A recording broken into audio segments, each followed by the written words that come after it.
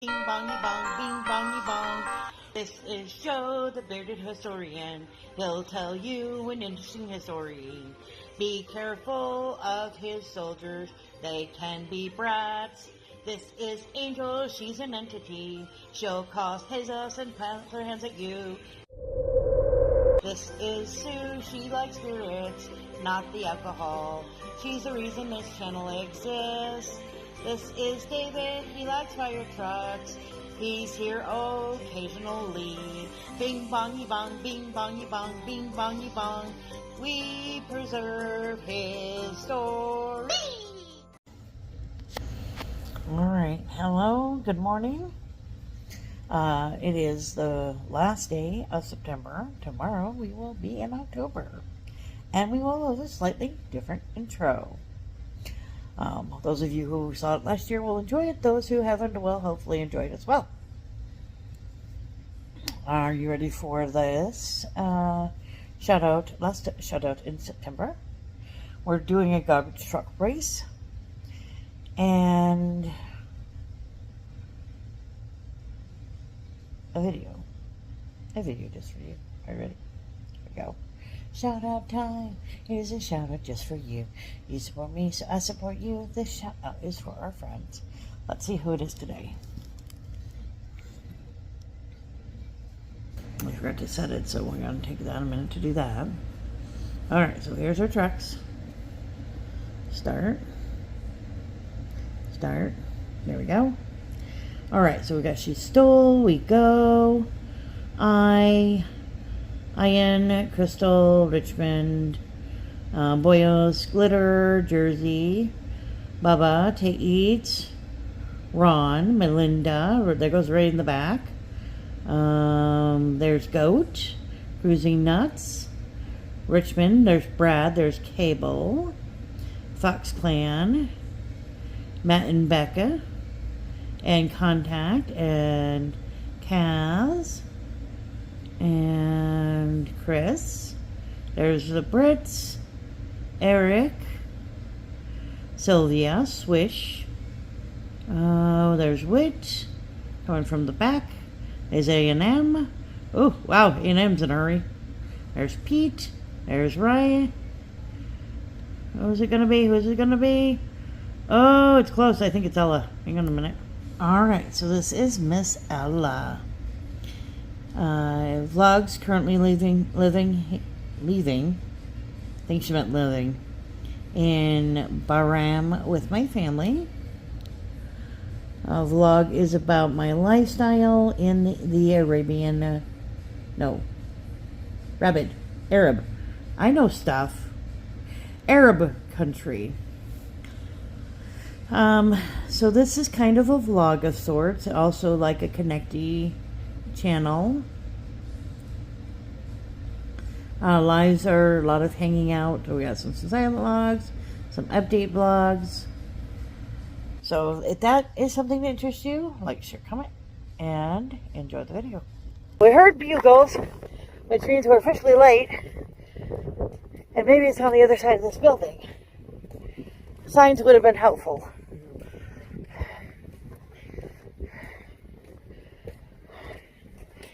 Oh, I cannot wait to get into the building.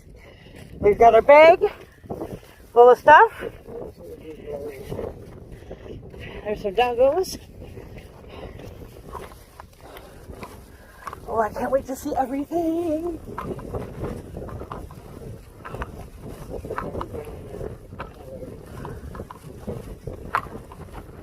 We did learn that these guys are open all year round.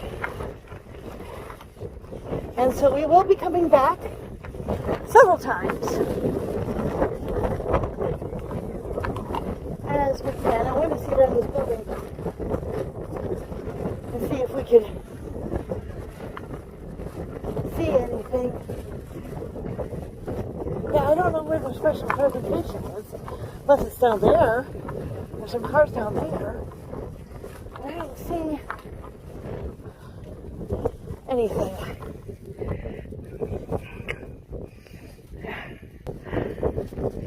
There we go. I was recording myself instead of everything else, but that's alright.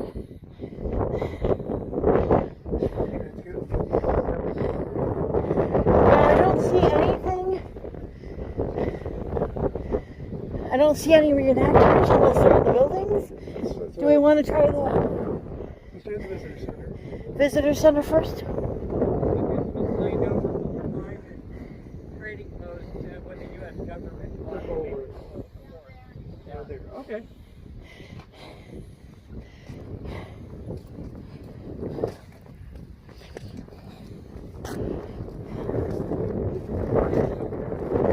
Yeah. I like placards. I like buildings. I cannot wait to see all the buildings. Buildings, buildings, buildings. So much fun. Yeah, I know. Like I said, we will be coming back when it's cool. We're going to do a little poking around today. We've got our ghost gear, so we'll catch some of that. Play with some of that. We'll try to keep track of which ones we've seen and which ones we haven't seen. I'll spend most of the day here, so this could be either a really long video or a several-parter. We'll see how it goes.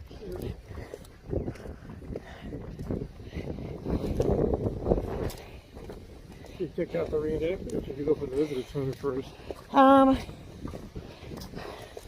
Well, the reenactment's just a signing. I guess we could hop over there real quick. Although it looks like it's already started. So I guess I'll leave it up to you. There's a sign. It's a storehouse.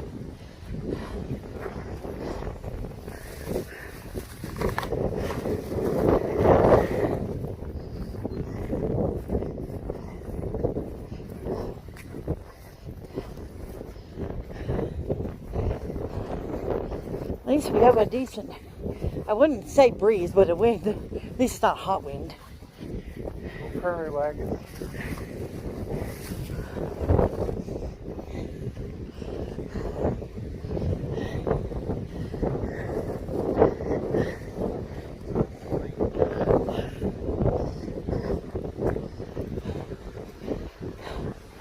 Wonder if I should have sprayed. Oh well.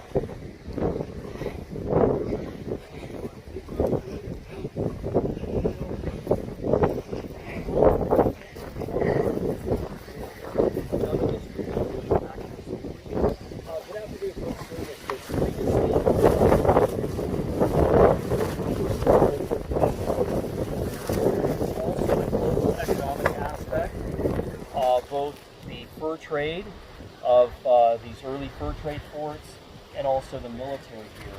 And then also the diplomatic, the embassy on the plains, the 1851 and the 1868 treaties, both signed within this general proximity. So Fort Laramie is the Yellowstone of Western military forts. The quintessential fort of the Great Plains has all sorts of different facets of American history put into it. Now, today you have arrived at the fort on a spectacular day because this is the 175th anniversary of the purchase of Fort John by the U.S. government. Now, Fort John, what was Fort John? Well, if you look beyond this Studebaker wagon right here, toward the south side of the parade field, there's a beautiful officers' quarters. That was a duplex built in 1868 and finished in 1870. It was intended for the post commander here at the fort because usually customary, you would have the post commander's residence at the south side of the parade field, which was the center of pomp and circumstance. Beautiful. 60-some foot flagpole there. You have the United States of America flag. In, I guess, northeast wind. I don't know. Out of the northeast wind today, good old Wyoming wind. That house would be situated in the northeast corner of Fort John. Fort John was built in 1841, American Fur Company, $4,000. Wow. $4,000. Built in adobe, about 160 by 180 feet, square. Had a nice open area in the center with a flagpole, 19 rooms, wheelwrights, carpenters, areas for warehouses inside. It was your standard sort of Hollywood image fur trade fort. Now, by 1864, the Army would tear it down. It had become so dilapidated that there was no use for it. It was too dangerous. Now, if I back up, if I back up, the precursor to Fort John was Fort William. We had just visited about that before you all arrived. Fort William was constructed somewhere here at Laramie's Fort in the spring of 1834 by William Sublette and Robert Campbell. That fort would become the first business in what would become the state of Wyoming. Wyoming gained its statehood in 1890. Fort William was that center, that magnet for luring in a lot of tribal folks, a lot of indigenous folks, Northern Cheyenne, Northern Arapaho, Teton Lakota.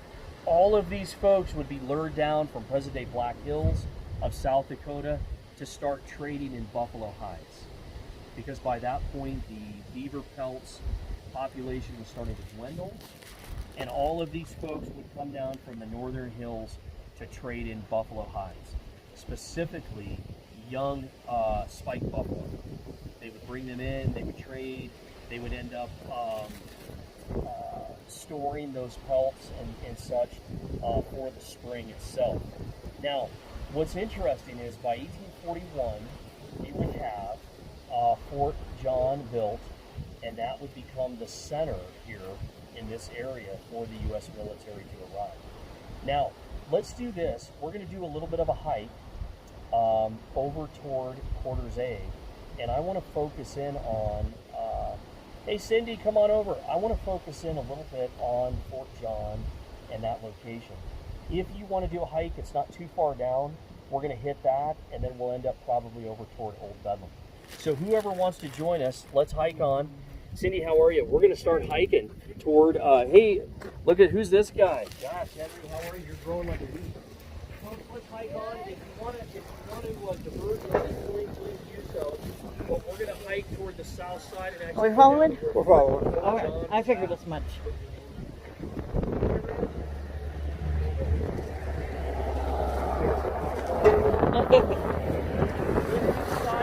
Take off, no big deal, safe travels. We're going to highly recommend though. Whoever wants to join us. Cindy, how are you? Are you safe? On the move. Henry, are you enjoying the summer? Oh, well, I know the kids are. They were out on the East Coast for a week or so. They got completely sunburned. Okay, folks. I see.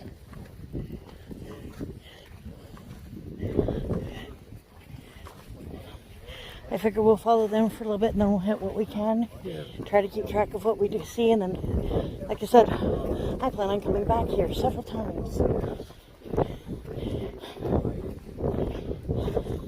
It may be random and sporadic, but I figure I want to be in every house. I want to do go stuff in every house. It may take years, but you know what? It gives us someplace we can come. It's a little bit of a drive, but you know what? It's doable. Take care. See you coming.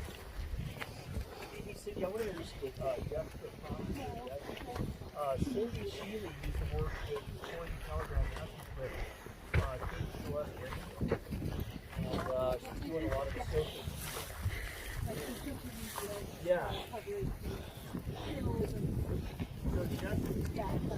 There's some signs way out there. Interesting. Like that gravel road goes all the way around. So talking about there used to be more barracks, and a lot of the immigrants that came here to work with the post-southern would actually camp on that side of the river. And so you can imagine their wagons, their tents, they'd have like fiddle dances at night. But yeah, that was on that side of the river. Very It's fun. kind of like what we have at Fort Meade. Kinda. They're digging out they're doing geology work, and they're finding all sorts of stuff in the ground bed. Me, my history buff? I'm just here for decoration. I just want to get out of the house. It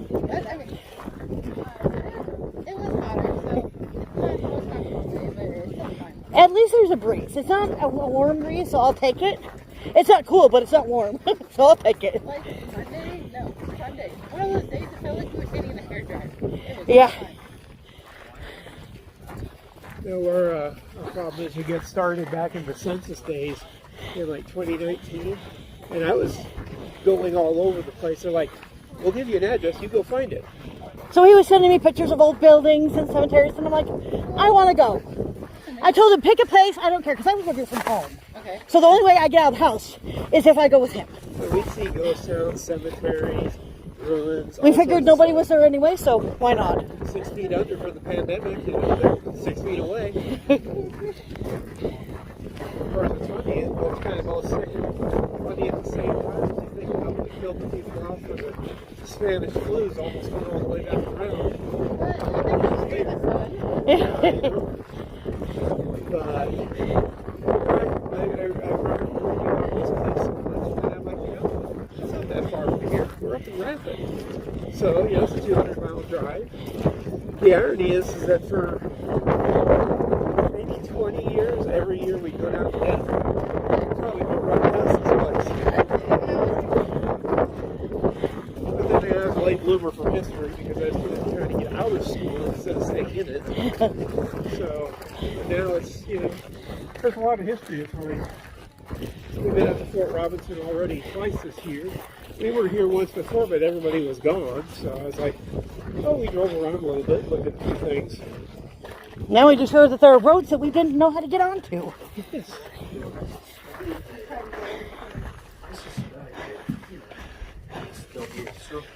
Let's take a breather on the benches here real quick. Oh, breathing sounds like a good, awesome idea. You know, you figure with newspapers, I mean, eventually we may not have them.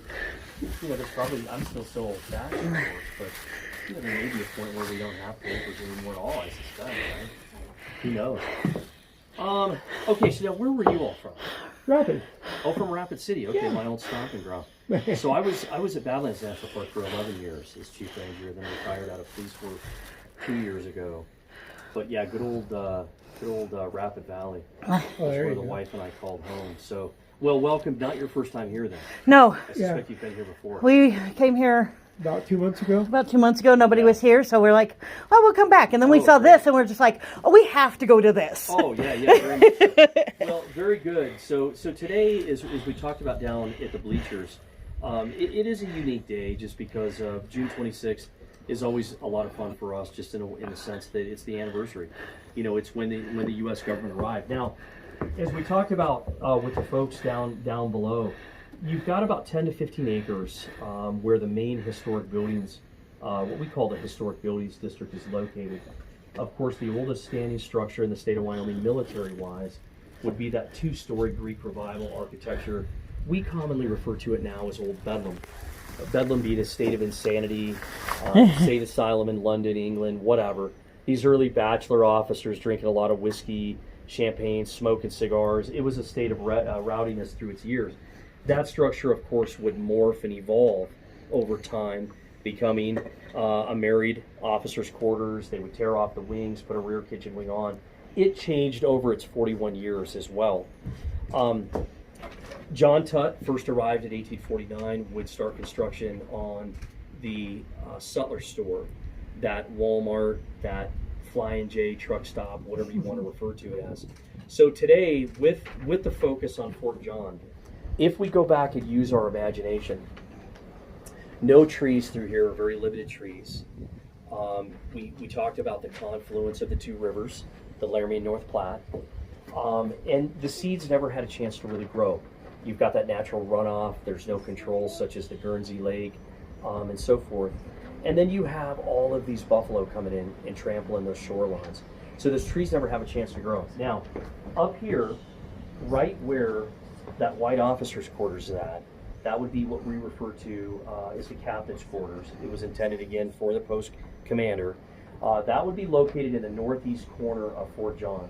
So if we use our imagination, Fort John would have been an adobe fort, about 140 by 160 square feet, 19 rooms, various warehouses, wheelwrights, and so forth inside. Now, the best recollection we have, and Cindy's heard this before too, would be Brigham Young and the Mormon folks would have come through mid 1840s into early 1850s, they documented most of all of those measurements. So the best measurements we have of Fort John is through the Mormon Church. Now, I've never found exactly why they were so taken with documentation of all of that. I don't know if that was at the direction of Brigham Young. I don't know. But most of our diagrams that we have of actual Fort John is from the Mormon Church. Now, the first book that was focused on Fort Laramie was Leroy Haven's Fort Laramie, the Pageant of the West. It was published in 1938. And in that book are the diagrams, copies of those diagrams of the Mormon Church. So phenomenal. Now, we have one photograph. In fact, it might be in Doug McChristian's book here.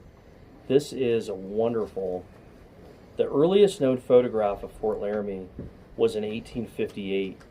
And you can't really see very well here.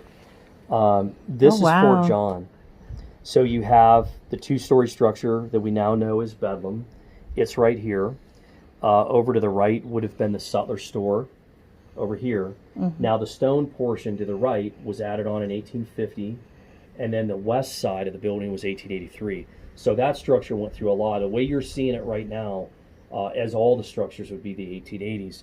Now this is Fort John though. And down in the visitor center, there's a clearer photo copy of Fort John. But this is fascinating because it's the earliest photo in 1858 of Fort Laramie. And here you have, now so you and Henry have probably seen this before, but this would be the earliest photo, and then Fort John is right here. So you can see the adobe fort. Here's Bedlam there, and then of course Deer Creek, and then the Laramie River here. This is a fantastic photo. I showed you that one too, right out there. In addition, I think it's the only photograph that really shows that transition, where you've got hide teepees. You've got that floodplain of Deer Creek would be over here, the Laramie River, of course, right here, and very few trees. Now, one day, and I don't know if I showed you and Henry, Cindy this, but one day I was staring at that photo down in the visitor center, and here, lo and behold, I see what I still feel is a cottonwood tree, which more than likely would be a burial tree for indigenous folks, because those trees that were left alone were usually burial trees, to where they had family members, kids, whatever, wrapped in hides, and then they would put those folks up into those cottonwood trees with moccasins, trinkets, that kind of thing. In fact, in the 1866, we built an infantry barracks right here. This was a 2-company infantry barracks. 1868, over here to the right, was a 3-company single-story infantry barracks with support facilities, kitchens, mess halls, so forth behind.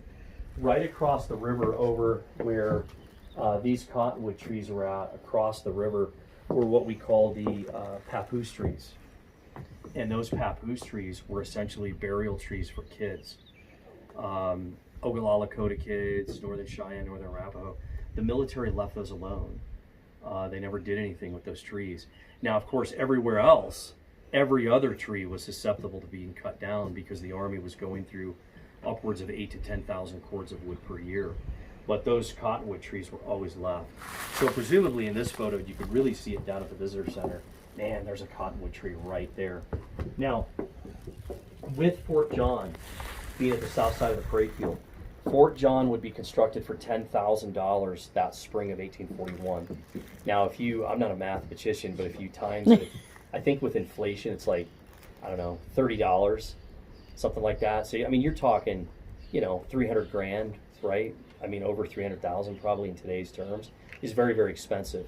So the American Fur Company, as part of their competition, they are building this adobe fort here, bringing workers up from Taos, Santa Fe, and so forth. Now, the mystery still to this day is, more than likely, the American Fur Company had moved in and they had built Fort John right beside Fort William, which would have been the first fur trade fort here, built of cottonwood logs. William Sublette and Robert Campbell had constructed that fort in the spring of 1834. And in St. Louis, they pulled their licensing, which just said trade at Laramie's Point. Well, Laramie's Point would have been more than likely the confluence, which was 1.5 miles downriver. We've never been able to locate any original archaeological evidence of where Fort William was located. However, there's always been speculation from early Park Service historians, Merrill Mattis, who was the first superintendent of Scotts Bluff Monument, also David Heeb, who was an archaeologist superintendent here in the 1950s.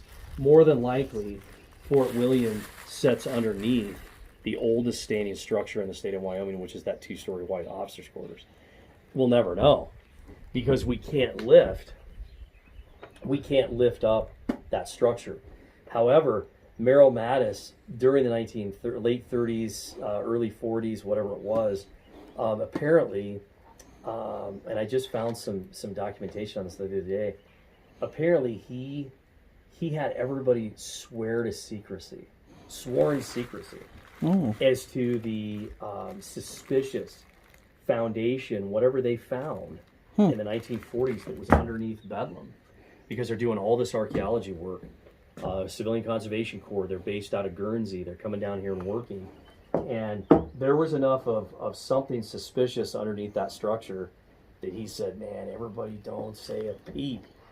Interesting. You just don't know, you know. And Fort William, being 150 feet square, had an entrenchment system that was 3 to 5 feet in depth for these 15-foot log walls. So you'd think that there would be some type of remnants that would have been left behind. Right. We've never found anything. My suspicion still to this day is in 1881 they built the 3 ruins to the left, last one being the post commander's residence on the far left. The military scraped enough with the construction of these other buildings on Officers Row that they probably just scraped out any remnants, is what our assumption is. But anyway, there's a stone well behind Bedlam here that predates the Army. Also, up where the 1873 hospital is at on the hill up there, that was the 3rd hospital built. The first facility here built of concrete, this lime grout material. Beautiful structure, 12-bed ward, gorgeous building. That sets on a cemetery of over 200 folks. Up there, we have the burial of Milton Sublette, who died in December of 1836, as well as presumably other fur trade burials.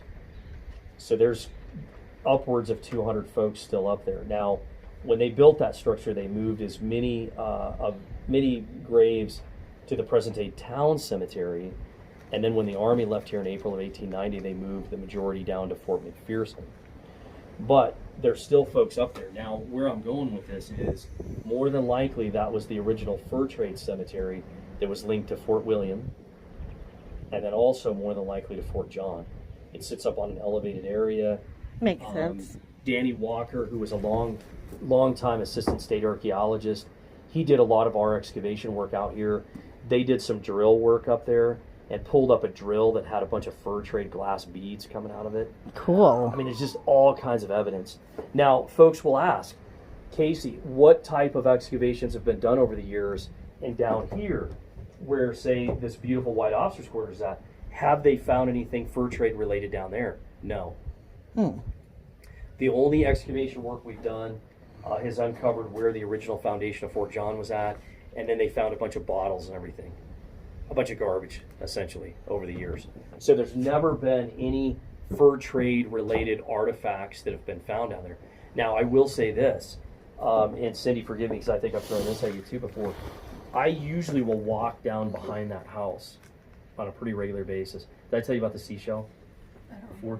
I don't think so. Okay, yeah, Henry doesn't remember any. So I got to tell you real quick, and this is related to Fort John. When they built Fort John in 1841, the interest was to start expanding this global economic realm. So think of Fort Laramie and the confluence of the Laramie and North Platte River. We often think in a linear east to west manifest destiny, God-given right of Euro-Americans to expand on the Oregon-California road. It's always east to west. We don't necessarily think, west to east, south to north, north-south. It's in all angles. And Fort Laramie is that hub. And it's almost like spokes of a wagon wheel, to where Fort Laramie is that hub. And this is that center of all of this global economic trade, with Fort John really being that key to that hub. James Bordeaux, who was an early custodian of Fort John, he would of course play a significant role later in this unfortunate affair, all about a Mormon cow incident that would be the first skirmish on August 19th, 1854, 8 miles east of here. Whole nother realm. But James Bordeaux would marry into an Ogallala Lakota family. He was the early custodian of Fort John, along with Bruce's husband. And James Bordeaux, in 1842, has 1,400 seashells brought in. Oh, wow. These beautiful seashells. And all of these seashells are brought in from the Pacific Ocean. I told you about this, right? This is super cool. Maybe. Everybody's like, what? So he brings in 1,400 seashells. I'm walking around down here, this is last summer, and the gophers are always dredging up something, you know? And you'll find all kinds of odds and ends. So I'm walking down here, and all of a sudden I see this seashell. So I find a seashell in the exact location, basically right behind quarters A there. A real seashell? A real seashell. So 100%, I'm staring at the seashell. And I'm going, whoa. I didn't put two and two together initially.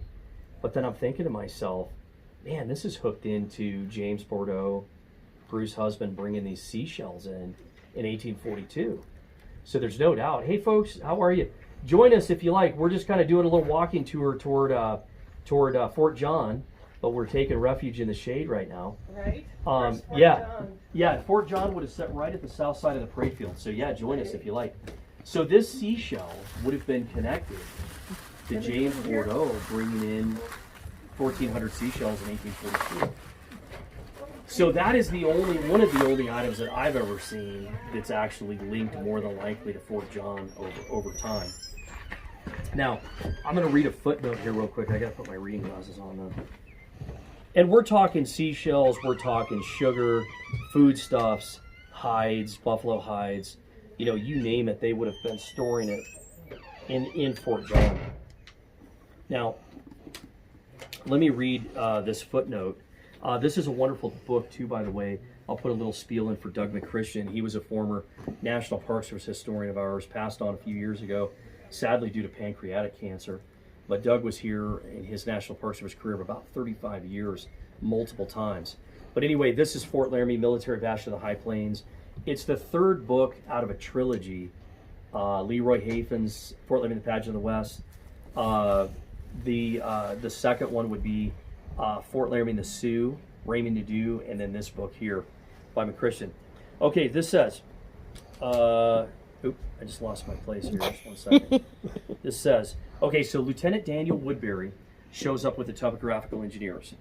And Woodbury's role with the topographical engineers, he's an engineer, his role is to come in here and do a reconnaissance of the area for a potential military post here. So the goal is to construct Fort Kearney, which would be in western Nebraska, Fort Laramie here at the confluence of Laramie's Fork, and then they would also construct a military post at Fort Hall, which is west of here. And Nathaniel Wyeth, who would have been an early fur trapper, constructed that one. Now, so Woodbury, being an engineer, he's a West Point graduate, very linear guy.